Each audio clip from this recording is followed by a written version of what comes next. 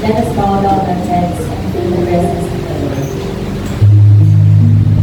O Panginoon, makapangyarihang Diyos Ama, salamat sa bagong araw na ito na kami ay binigyan mo ng kalakasan, ng bagong buhay at pag-asa upang magpuri at sumamba. Salamat Panginoon at pinili mo ang bawat isa sa amin na magkasama-sama bilang isang pamilya na nagpupuri at nagpapasalamat sa iyo. Salamat Panginoon sa paggabaling mo sa bawat isa sa amin upang magkasama-sama kami sa araw na ito. Kaya hindi Panginoon, ipinapanalangin namin ang aming mga kapatid na wala ka rito Panginoon. Ingatan mo po sila upang makasama namin ngayong araw na ito Panginoon. Panginoon, gabayan mo po kami Panginoon. Patuloy mo kami sa mga Panginoon. Ikaw po ang manguna sa gawain ito, Panginoon.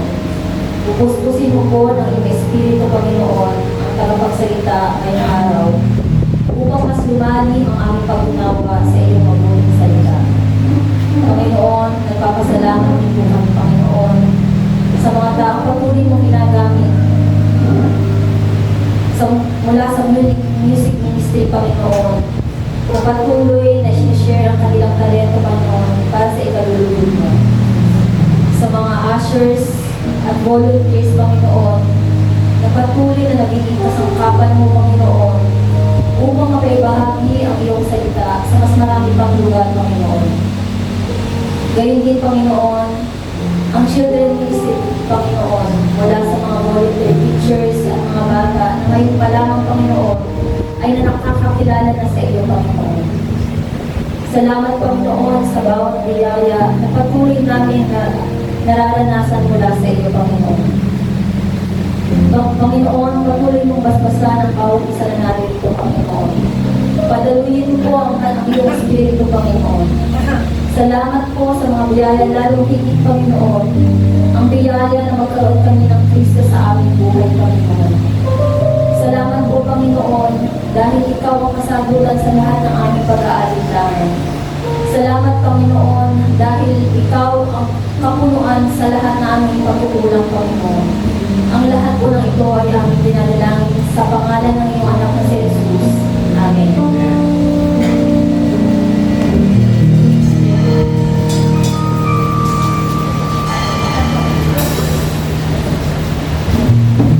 Isang mapagpalang umaga po sa ating lahat at pakibati naman po ang ating mga katabi ng Happy Sunday. And a blessed Sunday to everyone. Ayan, alam po, nagagala kami ng mga puso tuwing araw ng linggo upang papurihan at pasalamatan ng ating Diyos. Amen? Isang mga po ng blessing shout! Alam natin na yung blessing shout na ibigay natin ang best blessing shout sa ating Panginoon ngayong umaga. Blessing shout! Sabi sa salita ng Diyos sa Awing chapter 28 verse 7, ang Panginoon ay aking kalakasan at aking kalasada. Ang aking puso ay tumiwala sa Kanya at ako'y nasatulungan. Kaya ang aking puso ay nagagalak na magulang at ang aking pupurihin siya ng aking awit. So ngayong umaga wala tayong gagawin kundi ibalik ang papuri at pagsamba sa ating Diyos. Sabi nga, ang kalakasan natin ay nagmumula lamang sa Panginoon at wala nang iba. Amen? Kaya pag tayo nakakaranas ng bisan, nanghihina sa mga pagsubok sa ating mga buhay, manalangin lamang tayo at apit nating manalangin. Magiging ako na iba ang pangalamdam nyo. Iba yung ginhawa ng panalangin. Amen? Kaya yung umaga samahan nyo kami umawit, bumigda, at sumayaw sa presensya ng aming Diyos sa buhay. Magkasamalakpak sa ating Diyos, bumibigas sa kami ng aming Panginoon. Yes, Lord.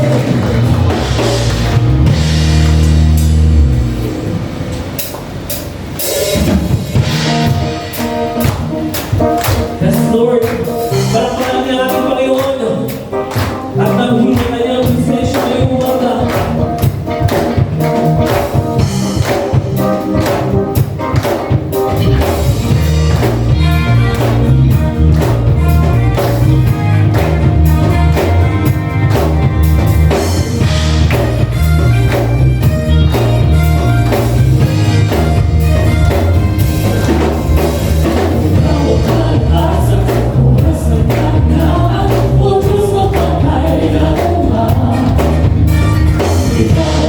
Sabihan mo po, sabihan mo po, gusto ko kailangan.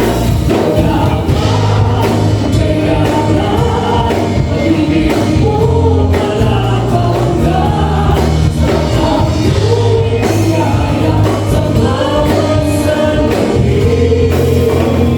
Ikaw ang lahat sa akin. Sa tayo yung awit at tunod. Ito na sumula, sumula.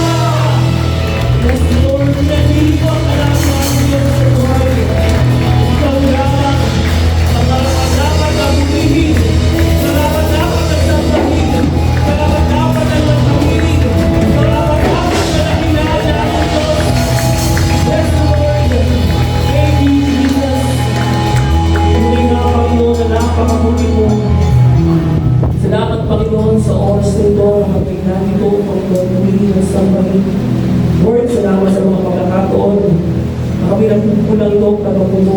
Salamat, Lord, sa iyong pag-ibig at sumpulang biyaya na pinaparanas mo sa bawat isa sa atin. Salamat, Lord, sa buhay na walang hanggan, na pagkagising pa lang namin sa umaga ay malaking biyaya na ito na nagmumula sa iyo, Panginoon. Ikaw lamang ang aming sasambahin sa oras na ito.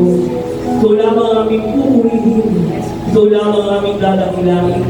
Lord, sa umaga ito, Panginoon, iniimbitahan ka namin na bumagit na banal na Espiritu. Ikaw lamang ang aming itataas.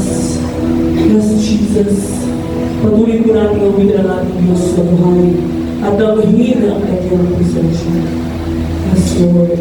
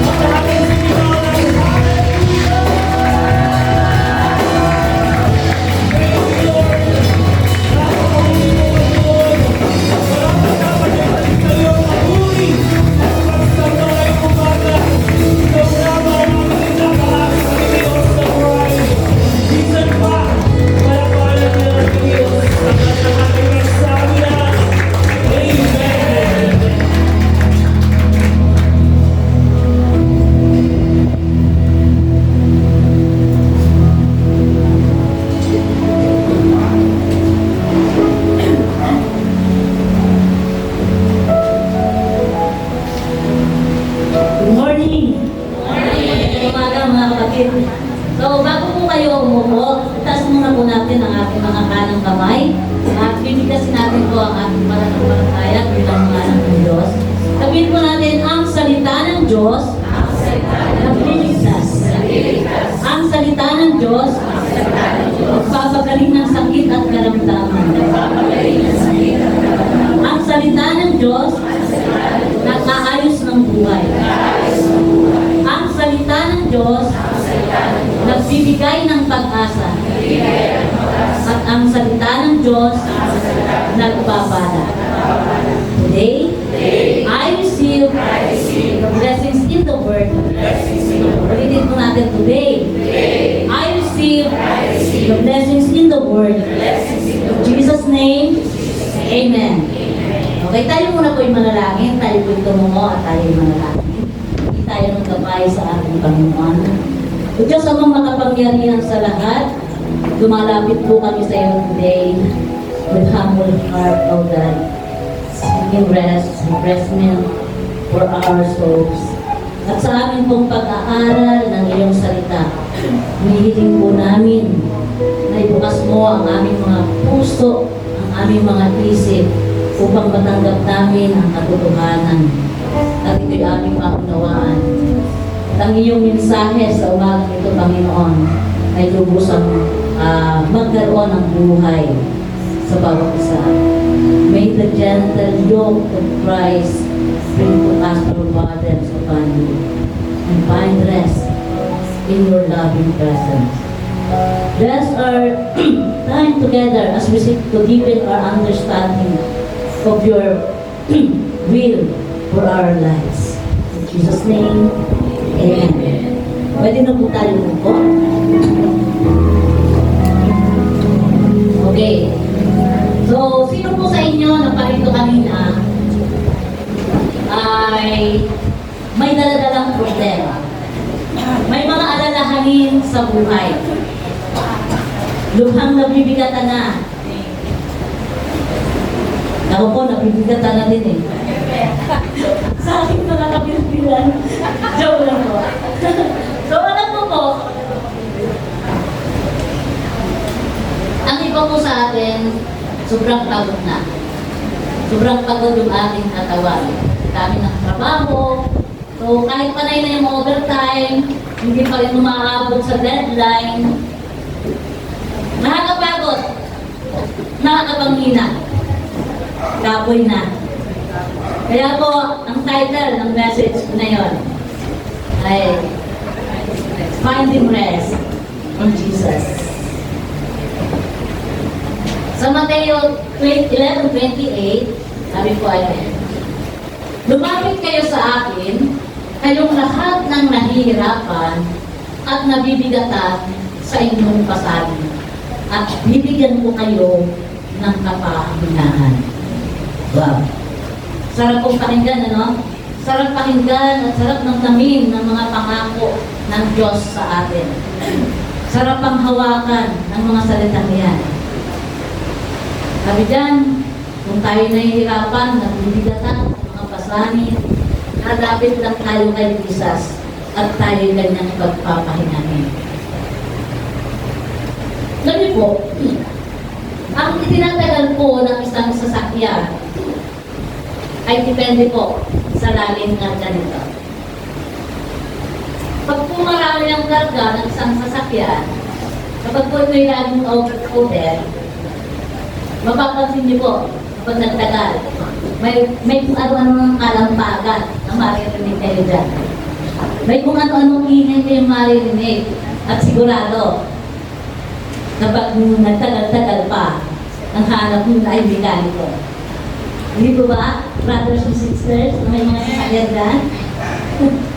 Okay.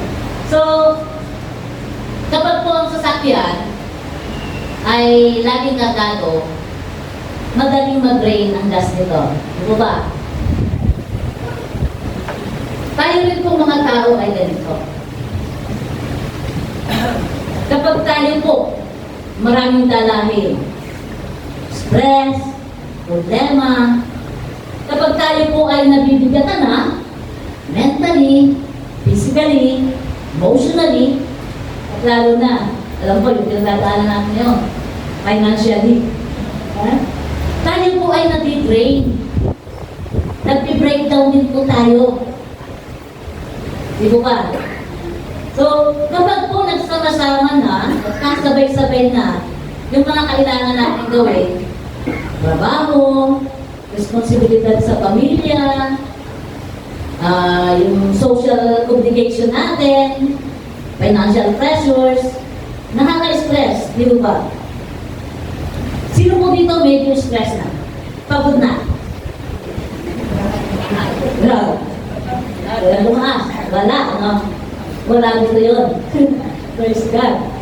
So, anyway, ano po bang dapat gawin para ma-manage ang stress natin?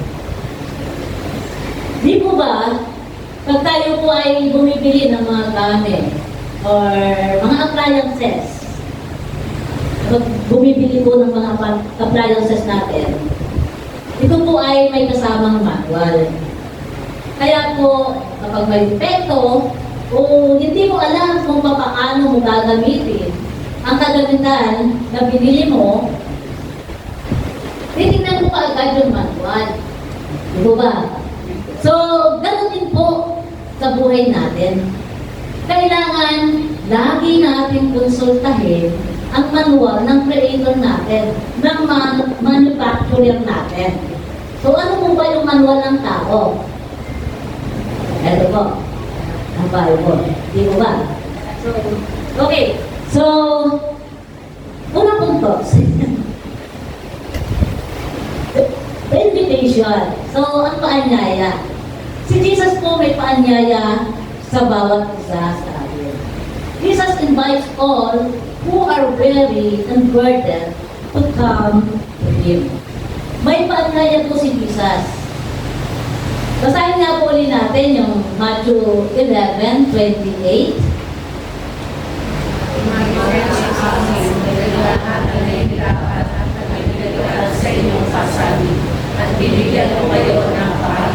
Okay. So sabi po ni Jesus, kapag nagbibigat ka na, ano daw po ang natin gagawin? Ano daw? Okay. Lumapit kayo sa akin, sabi Jesus. Bakit kaya sinabi ni Jesus na lumapit sa Kanya? You tell me. Okay. Bakit nga ba? May singit din eh, ano? Bakit kailangan pang sabihin ni Jesus na lumapit sa Kanya?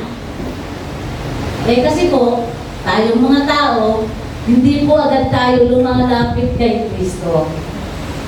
Kahit po nahihirapan na tayo, hindi pa din agad tayo lumalapit kay Jesus. Akala po kasi natin, minsan, kayang-kaya natin. Kaya sa halip na lumapit agad kay Jesus, ay gagawa muna tayo ng sarili nating pamamaraan. Tayo muna ang mag-iisip ng solusyon sa mga problema natin. Pilit natin nilalabanan yung stress natin. So, alam niyo po ba na hindi po yung cause ng stress o ng problema ang nakakapagpahina o nakakapagpalupaypay sa atin, kundi ang level o ang kakayanan ng bawat isang tao na nagdadala ng bigat nito. Kaya po, kung yung mapapansin, may mga tao na ang liit-liit naman ng problema, akala mo'y pasa ng mundo. Ha? Akala mo'y bigat na. Eh, kunti lang naman yung problema niya. Ha? Kung magdalay na akala mo kay pagkakalaki-laki na ng problema, kay bigat-bigat. Sabi na sa salitang Batangas, ay bangibing na eh. Meron na mga tao na kahit pagkalaki ng problema, ay talaga namang nakakabumismis pa. Diba? So, ano po yung pagkakaiba? Yung po bang tindi ng problema? Hindi po. Kundi, yung kakayanan ng bawat individual na dalhin ang bawat problema dumarating sa atin. Eh, paano? Ano nga ang dapat nating gawin? Sabi dyan sa Matthew 11:28, accept the invitation of Jesus. Sabi po niya, come to me. Ang invitation po ito ay para sa lahat. Regardless of our background, our circumstances, inaanyayaan tayo ni Jesus na lumapit sa Kanya. Gusto mo ba ng kapahingahan? Si Jesus ang iyong kapitan. Amen? Okay, so pangalawa, the condition. So, ito po yung ating kalagayan. Napapagal, nagdadala ng mga mabigat na pasanin. Ito po ang kalagayan ng maraming tao sa ngayon. Ang bigat ng kasalanan, stress, pagkabalisa, at iba pang pagsubok na maaaring nagpapalaki. Okay, so focus muna po tayo sa pag-aalala. Worry. Inaalis ni Jesus ang worry sa kanyang mga minamahal. Ang sabi po ni Jesus, do not worry about your life. Ma'am Juliet, okay, so, ayan. Basahin po muna po sa Matthew 6:25. Therefore I tell you, do not worry about your life, what you will eat or drink, or about your body, what you will wear. It is not life more than food, in the body more than clothes. So, kung hindi nag-worry, nag-aalala, it is always about life. Worried sa anumang pwedeng gumawas ng buhay, magpahirap sa buhay, magpahaba o magdagdag ng quality ng iyong buhay. Sabi ni Jesus, sinabi ni Jesus yung walang kwenta na pagkaalala. Sabi niya doon sa verse 27. So, meron pa sa inyo na makapagdagdag ng haba ng buhay. Sino sa inyo ang makakapagpahaba ng kanyang buhay ng kahit isang sakit sa pamamagitan ng pagkaalala? Yun yung katanungan ni Jesus. Nadagdagan ba yung quality ng buhay mo? Ito po yung ibig sabihin niya. Pakinggan niyo po.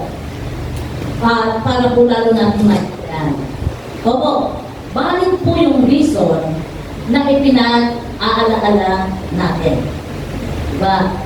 Yung ating mga pang-tuition fee, yung ating mga pang-bayad sa fees, yung ating mga bayin, nagwawari tayo. Bakit po yun? Pero, hindi po valid yung pag-worry mo mismo. Kasi ang sabi po ni Jesus, huwag kang mag-alala. Kaya, kahit anong mangyari, ano man yung problema na yan, sabi ni Jesus, you don't have to worry kahit na ano ang mangyari. Balik po ang cause, pero yung pag-worry, hindi po. Hindi po, ano? So, dahil worrying is not the course of action to take because worry will not add life. Sabi po, kung may problema at ikaw ay nag-aalala, are you doing a very useless thing? So, gumagawa ka pala ng bagay, walang kakwenta-kwentang bagay, worthless thing. So, bakit kanyo? Kasi, ito daw kung pag-worry ay hindi makakasolve ng iyong problema. Itong pag-worry, hindi mo makakadagdag ng buhay mo doon sa mga pangangailangan mo. So, yung pag-aalala, hindi valid. Hindi po yan hindi mo yan mag-justify. Hindi siya acceptable. Hindi mo ba sabi dyan sa talata, meron bang makakapagdagdag kahit isang segundo sa buhay natin sa pamamagitan ng pag-alala? Wala, di po ba? So, life is important than anything that you are worrying about. Amen? Because worry does not add life. It drains life. So, hindi siya nakakadagdag. Siya nakakaiga. Nakakapaluyot ng buhay natin. Kaya pag sinabi mo, ako'y pagod na, hindi ka pagod, na-train ka lang. Nag-worry kung paano gagawin. Kaya ayun, na-train. Kasi yung worry mismo ang nakaka-train. Life is more than food. Understand? Kaya ang motto ko pa naman, food is life. So, ang tao po nagtatrabaho, di po ba? Sino po nagtatrabaho? Sino po dito nagtatrabaho? Yung mga hindi nagtatrabaho, tao pa rin po yun. Tao pa rin po yun. So, ang tao ay naghahanap buhay, kumikita, nagsisavings pa nga eh, di po ba? Nagtimpok pa, para sa mga susunod na araw. So, ito po yung ginagawa ng tao para daw ma-secure yung kanilang future. So, di po ba? Pero yung mapapansin nyo, pero yung mga tao kahit nagtatrabaho na, nag-aalala pa rin. Nagtatrabaho na nga, kumikita, nakakaipon pa. Pero, naroon pa rin yung pag-aalala. Kaya naman, ang tao, ikinumpara ng Diyos sa ibon. Matthew 6:26. Sabi dyan, tingnan ninyo ang mga ibon sa iyong papawid. Hindi sila nagtatanim o nag-aani o nag-ipon ng pagkain sa bodega. Ngunit, pinakakain sila ng inyong amang nasa langit. Hindi ba't mas mahalaga kayo kaysa mga ibon? So, sino daw po nagpapakain sa mga ibon? Diyos Ama sa langit. Heavenly Father. So, kaninong Ama ang Diyos sa langit? Sa mga ibon ba?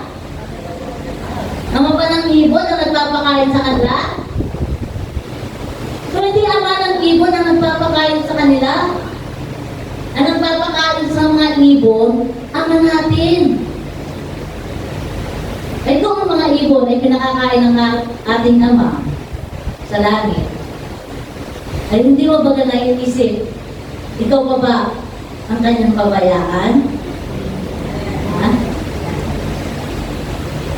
Hindi naman sila magkauri, di ba? Hindi sila magkauri ng ibon.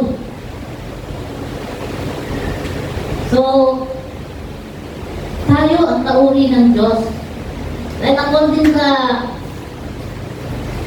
Bible, nilikha tayo ng Diyos according to His image. Sila ng mga ibon, hindi nagtatanim, hindi nag-aani, hindi nag-iipon ng pagkain, pero nakakakain. Hindi nakakain ng Panginoon. Ikaw pa ba? Ikaw pa ba, anak niya? Pinapakain sila ng ating ama, kaya sabi niya, are you not much more valuable than they? Kaya pag nag-aalala ka, alalahanin mo lang ang verse na ito. Kaya lahat po ng nag-worry, lahat ng kanina namumulubot yung mukha, namumulot yung noo, so kung ano-ano yung iniisip, paglabas niyo mamaya dito sa church, huwag kayong titingala. Pagsitismisan kayo ng mga ibon. Sasabihin ng ibon, yun, nakita ko ba kayo? Yun. Tweet. Parang sa iyo. Yung babae yun, simakot na naman. Lagi na lang nakakulutan mo. Lagi na lang may nag-isip. Sumagot ang isang ibon. Translation. Oo nga. Sumagot na yung isang ibon. Lagi ko na lang nakikita ganyan. Nalalabas pa lang ang simbahan ay sinamot na naman. Ano naman kaya naisip na? Ano kaya nangyari? Sumagot ang isang ibon. Tweet. Oo nga. At nag-usap-usap sila. Hindi ko na ita-translate. Nakuha nyo na eh. Alam na natin bahay ng mga ibon. At sabi ng isang ibon, bakit kaya sila ganon? Sumagot ang isang ibon, dahil alam na sila may ama sa langit. Kaya kayo, paglabas ni mamaya, huwag mong hahayaan pagkisisan kayo ng mga ibon. Yung mga alalahanin, ang mga problema at pasanin nyo, iiwan nyo na dito. Isuko nyo na kay Kristo. Okay? Amen. Again, sabi ko sa Matthew 6:27, sabi sa English, are you not much more valuable than they? So, layo mo nang pinagkumparahan sa atin, ano po? Para po sa isang ibon tayo kinumpara. Para po makita natin yung ating halaga. Hindi po tayo kinumpara ni Jesus sa mga taong hindi sumasampalataya sa Kanya. Kinumpara tayo sa mga ibon. Yun po kasi mga tao na hindi sumasampalataya, sabi ng Panginoon Jesus, ay hindi yun mga anak ng Diyos. Ang sumasampalataya lang kay Jesus, ang pinagkalooban ng karapatang maging anak ng Diyos. At hindi po tayo kinumpara sa mga hindi sumasampalataya sa Diyos. Kinumpara tayo sa ibon, na yung ibon ay pinakakain kahit hindi nagtatanim, kahit hindi nag-aani, kahit hindi nag-iipon. Okay? Tell me, may nakita po ba kayong ibon na bumagsak dahil sa lutong? Oh! What happened? Nakakain? Magaling po yung mga ibon. Kapag walang pagkain din lipat doon. Kaya nga po kahapon, napadaan dyan si Sister Lani galing sa Oban. Ang dami pong ibon dyan. Nanunuka, tumutuktok yung tinutuka yung mga tirang pagkain pinky. Tapos si Sister Lani nagkakis ng biscuit kay pinky. Yung ibon pa rin ang tumuka. Magaling sila. So, makita po natin dito na bakit nga ba ganon? Minsan, sa ating pag-aalala, hindi naman nga nakakatulad sa ating, hindi naman nga nakakasolve ng ating problema. Pero yun talaga yung ating minsan kadalasan na uuna. Sa halip na tayo ay lumapit sa Kanya. Diba? So, parang nag-iba na yung mga mukha niya ngayon na, no? Ha? Nag-iba na yung aura niya ngayon. So, kanina, mukha kayong ano? Mukhang ibon. So, kanina po, alam ko marami sa inyo. Kaya nakabulot ng noon, hindi halos makangiti. Kasi dami nga ng ating mga dalahin sa buhay. Pero ngayon, nakangiti na kayo eh. Dahil sa mga ibon, maliwalas na ang aura nyo ngayon. Ano po? So, kasi alam nyo na ngayon, na may ama tayo sa langit. Na kailanman, hindi tayo pababayaan. Amen? Okay, ito pong pagod na tinutuloy dito ay hindi naman po pagod na physical. Kundi kasama na rin po dito yung ating pagod na, yung mental at saka yung emotional. Ang pagod po kasi ng katawan, kapag po ito ay naitulog natin, naikain, balik na yung energy natin, di po ba? Pero yung pong pagod, dahil sa mga kasalanan na naguhol sa atin, yung mga worries, anxiety, yung mga struggle natin sa buhay, yun yung pagod na napakahirap tanggalin. Ano po? So, kapag dalawang kasalanan yung patuloy na naguhol sa'yo, kung tunay na tinanggap mo si Kristo, ito'y tandaan mo, kung paanong si Kristo'y banal, ikaw rin ay pinabanal. Simula nang tanggapin mo si Kristo bilang Lord and Savior mo, Kaya huwag ka nang mag-alala.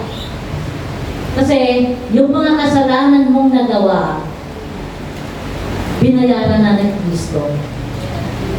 Hindi mo na yan pananagutan. Binayaran na ni Kristo sa pamamagitan ng kanyang katawan. Nung siya'y napako sa krus ng Kalbaryo at pinarusahan yung kanyang katawan. Amen? So, now, ano ba yung ipag-worry natin? Financial? Material? Maaari po ang iba sa atin dumaranas ng struggles financially. Sa panahon ito. Kasi na, kita niyo naman, enrollment na naman. Ha? Kailangan natin ng pang-tuition, pambili ng gamit, pambili ng uniform. Dumarami yung ating pangangailangan, pero minsan tingin natin, parang hindi naman dumarami yung ating pinagkakapirahan, yung pinagkikitaan natin. Kaya minsan napapatulala ka at hindi naiwasan na mag-alala. Pero ito sa lahat, huwag mong kalimutan ang imbitasyon ni Jesus. Sabi ni Jesus, tayo lumapit sa Kanya at tayo ay mamahinga. Habang tayo namamahinga, si Jesus yung gumagawa. Inihahanda na yung lahat ng mga kailangan mo. Lahat ng pangangailangan mo ibibigay sa atin ng ating Panginoon Jesus. Okay, so yan. Nasa na po ba tayo? Wala tayong church na. So, una, the invitation.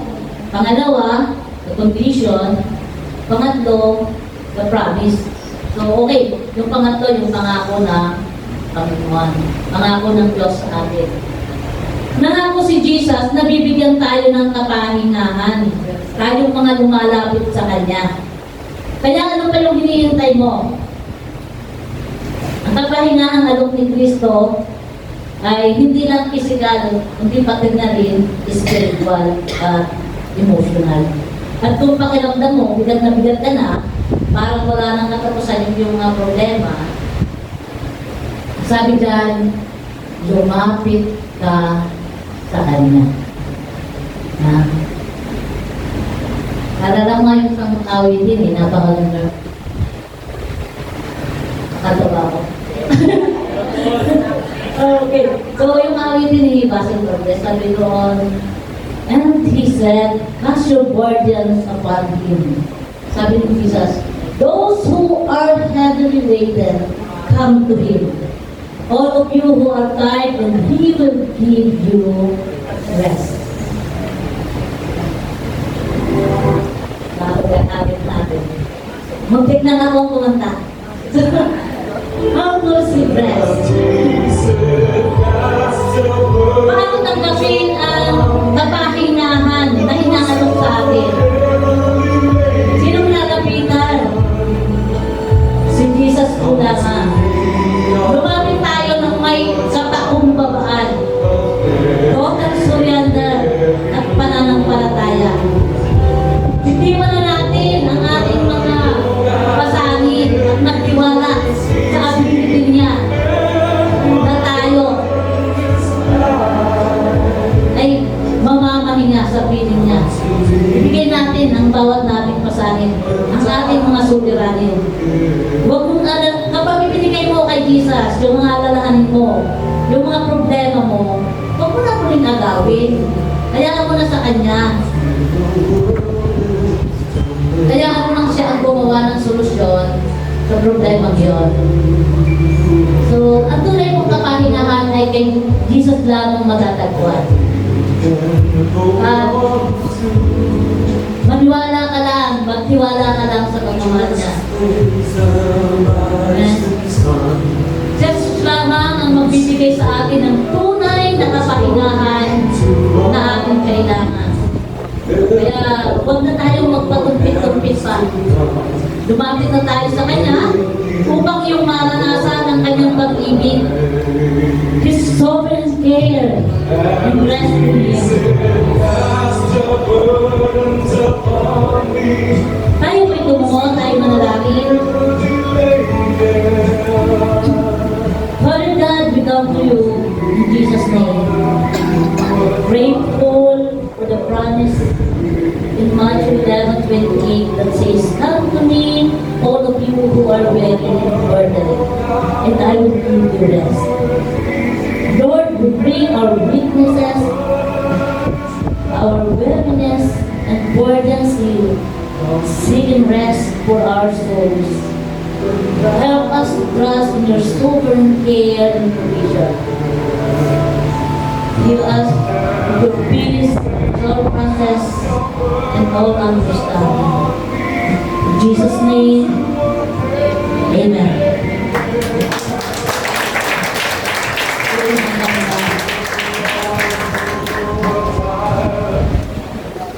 Okay. So, ihanda na po natin ang ating mga gusto na ba?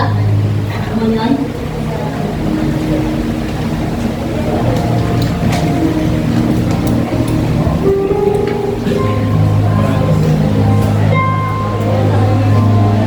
So, ihanda na po natin ang ating mga komunyon. Tayo po ay tumayo. Mga kapatid, itas natin ang ating mga puso at diwa sa Panginoon. Aming Ama, sa pamamagitan ng kapangyarihan ng iyong banal na Espiritu, pabanalin niyo ang tinapay at inuming hawak namin.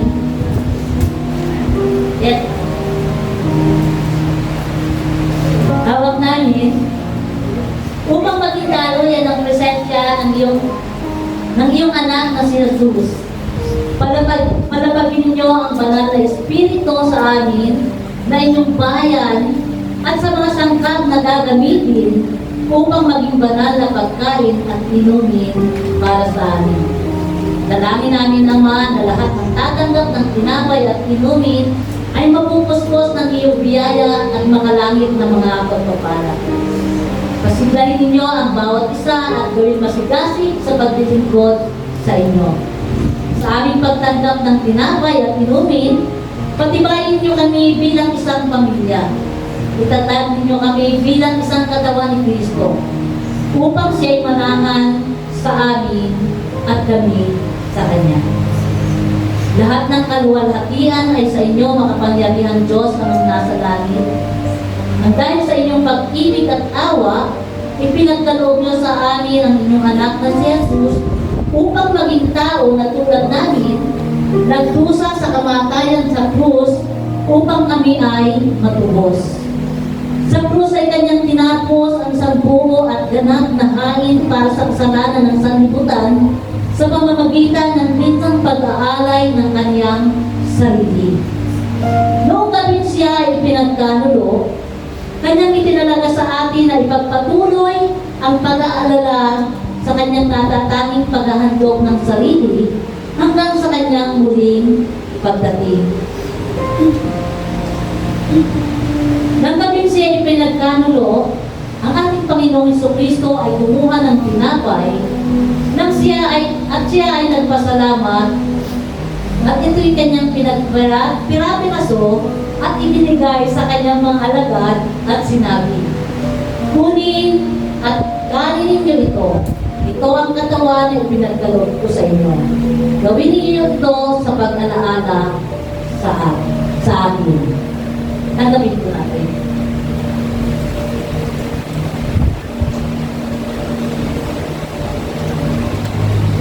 Matapos ang hapunan, kinuha niya ang kalis ng alak. At nang siya'y magpasalamat, ibinigay niya ito sa kanila at sinabi, "Inumin niyo ito, kayong lahat. Ito ang aking dugo ng bagong tipan na siyang ibinubuhos para sa inyo at para sa marami sa ikapagpapatawad ng mga kasalanan. Sa tuwing iinumin niyo ito, gawin niyo ito sa pag-alaala sa akin." Gawin po natin.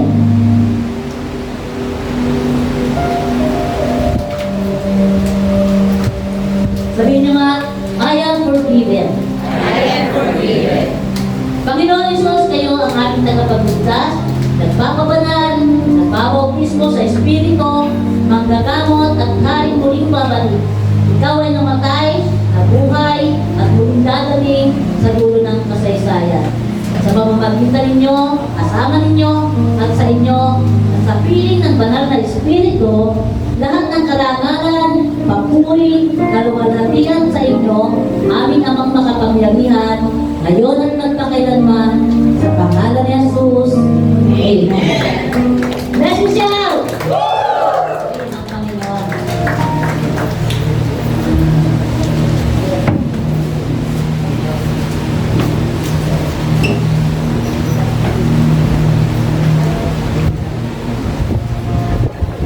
So, ayan po, good morning po sa ating lahat. So, bago po tayo lumako sa ating announcement, tayo po muna ay sabihin natin ang ating government na kami ay nagpasya. Ilagay po natin ang ating kanang kamay sa ating lupa.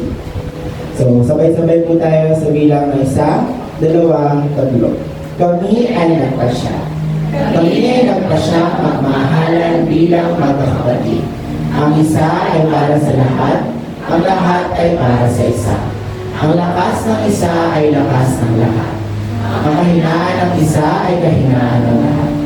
Kami ay nagpasyang magtulungan sa hirap at ginhawa. Ang bawat isa ay hugutan namin ng lakas. Kami ay nagpasyang sama-samang lumago bilang mga anak ng Diyos. Sa pangalan ni Jesus, Amen. So yan, na po tayo makaupo. So, bago po tayo mag-proceed sa ating announcement, so sino po ang newcomers po natin ngayong araw? Maaari po ba tumayo? So, ano pong mga pangalan nila? Giselda Sampora Zamora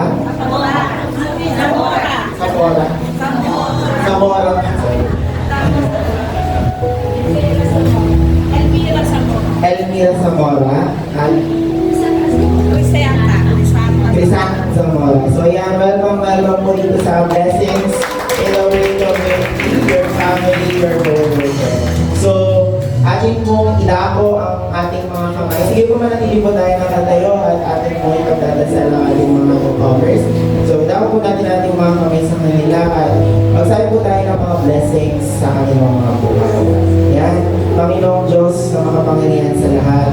Maraming salamat, Panginoon, dahil lang po, Panginoon, na hindi aksidente ang pagdalo nila ngayong araw. Kundi, alam po, Panginoon, pagdating ito ng mga plano mo ngayong araw, Panginoon. At alam po, Panginoon, na patuloy mo silang ibigay ng blessings at patuloy mo rin sila, Lord, na ihipuin ang kanilang mga puso na patuloy, Panginoon, na makapakinig na ngayong salita at patuloy na dumalo sa mga susunod na mga services po na simbahan.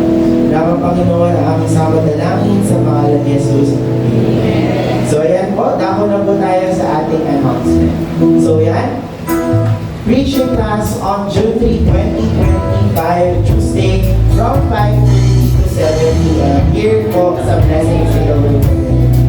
And also Blessings Children Ministry Sunday School every Sunday, 9 to 11 p.m. It is open for ages 3 to 12 years old. And we have also our prayer hour every Friday from 5:30 p.m. to 7 p.m. Here also po sa Blessings Children. And for Sunday worship services, we have 2 worship services. Morning fellowship at 9 a.m. to 11 a.m. and meron po tayong evening fellowship from 7 to 8:30 p.m. So you can also host a home prayer meeting for your family, and you can find the guide on our Facebook group and page, Blessings in the Word Community. So praise and worship team is in need of instrumentalists such as keyboardists, bassists, lead guitarist, and drummer. If you're interested, kindly fill out the form at our registration desk. So ayan po, sino pong excited sa ating anniversary blessing shout? So ayan, our anniversary, our 22nd anniversary entitled His Sovereign Cares ay magaganap na po sa Sunday. Next Sunday na po ito, June 8, 2025 from 4 p.m. to 7 p.m. Kaya po mag-invite po tayo ng ating mga friends, family, and loved ones dahil ito po ay next week na magaganap po sa DICC Singtunamon. And we have our guest speaker, Atoha, and our guest worship leader, Sister Edith Mendoza. So, ayun din po, additional announcement lang po, we are also encouraging everyone because later at night po, we will have our TV blast po or yung mga pag-pray po natin for our anniversary. So, hinihintay po namin ang lahat na makiisa po sa pagpapalit po ng kanilang profile picture po. I-announce ito sa mga group chat po later as well as sa Facebook page po ng Blessings Dito po. So, yun lamang po and maraming salamat po sa inyong pakikinig. Sunod na po ang ating excerpt.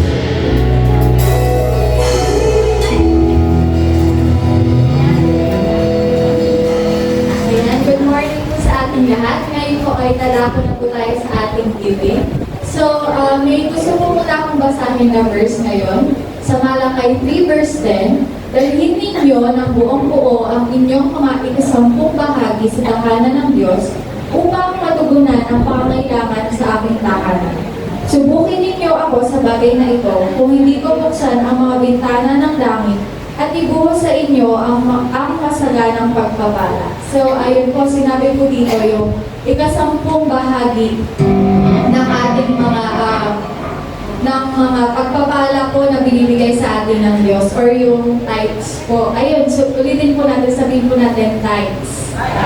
So, ayun po, no, ako po ay grade 2, tinuruan na po ako ng nanay ko na mag-tithes or kunin yung 10% ng baon ko po para po i-offer sa church. So, noon po, tingin ko po sa tithes is parang responsibility po na kailangan gawin kasi syempre sinabi sa Bible na ibigay yung 10% ng kung anong meron tayo.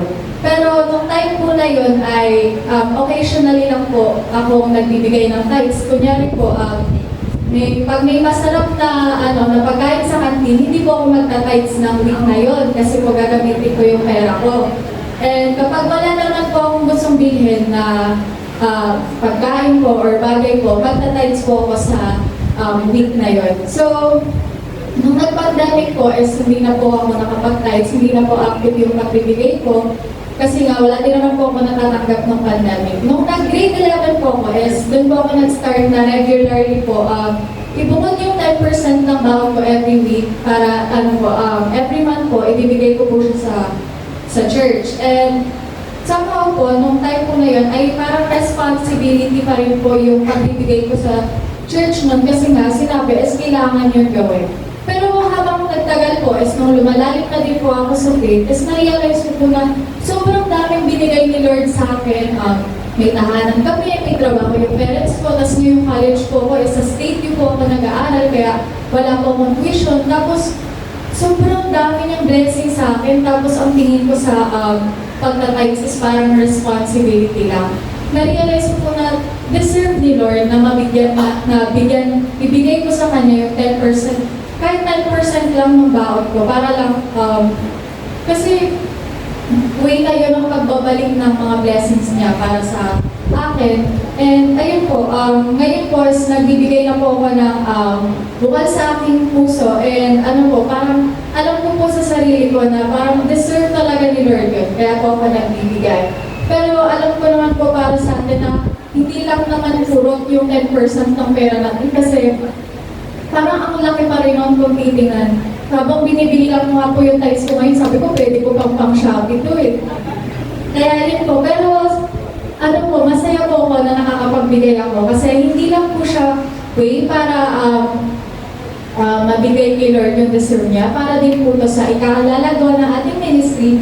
At saka po, isa din po siyang way ng pagpapakita ng pagtitiwala natin sa Diyos na kaya niyang ibalik yun ng sobra-sobra pa para sa atin yung mga binibigay natin. Amen po ba? Ayun po. So, bala dito lang po is maging bukal po sa loob natin ang pagbibigay. And pag natutunan po natin ito is iba po talaga yung feeling. So, ayun po, itaas na po natin ang ating mga kaloob sa Diyos at ipagmanalangin po natin ito. Panginoon, maraming salamat po Lord sa mga biyaya Lord na binigay niyo po sa amin. Maraming salamat po Lord sa mga pagpapala Lord, sa lahat po Lord ng mga binibigay niyo sa amin Lord, mga kaituman po Lord ay material na bagay, kagalingan po, Lord, or mga kakayanan po namin. Lord, tinatas po namin ang mga kaloob namin, O God. Kayo po ang bahala dito, Lord. Sinosurrender po namin lahat sa inyo, O God. And dinadalangin namin, Lord, na ito po, Lord, ay magagamit sa inyong glory, O God. And alam ko po, Lord, na kayo na po ang bahalang mag-supply sa amin, Lord, ng sobra-sobra, Lord. Maraming salamat po, Lord. Ito po ang aming samot-dalangin sa pangalan ni Jesus. Amen.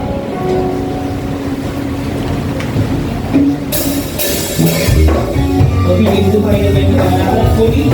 Salubod na kayo ng mga ng aming Panginoon.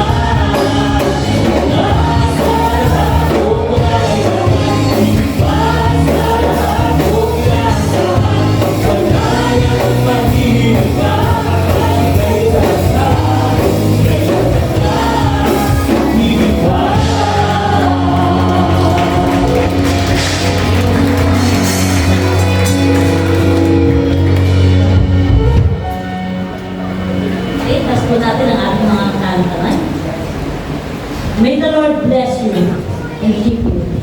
May His face shine upon you and bring you peace. May the love of the Father, the grace of the Lord Jesus Christ, and the fellowship of the Holy Spirit be upon you all. In Jesus' name, Amen.